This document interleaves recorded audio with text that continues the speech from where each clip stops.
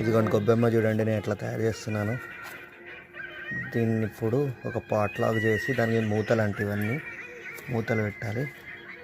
చూడండి ఇలా తయారు చేశాను. దీనికి పసుపు కుంకుమ పెడుతున్నాం.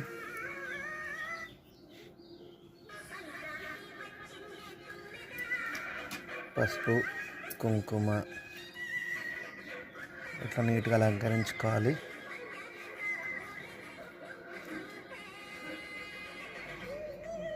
ఓకే, దీన్ని మనం ముగ్గులో పెడుతున్నాం. పసుపు కుంకుమ వేసి ముగ్గులో పెడుతున్నాం. నవధాన్యాలు వేసి చిక్కుడుకాయ, మా ఇంట్లో చిక్కుడుకాయ పండింది, అది కూడా పెడుతున్నాం. గరిక పెడుతున్నాం. ఇప్పుడు దీని మీద క్యాప్ పెడతాం.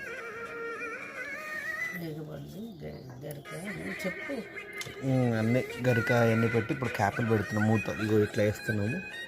అండ్ దీని మీద క్యాప్ పెడుతున్నాం. ఇట్లా పెట్టాలంట.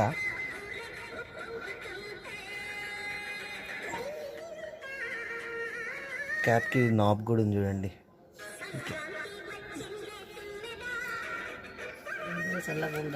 అందరు బాగుండాలి, అందులో మనం ఉండాలి. జై శ్రీరామ్.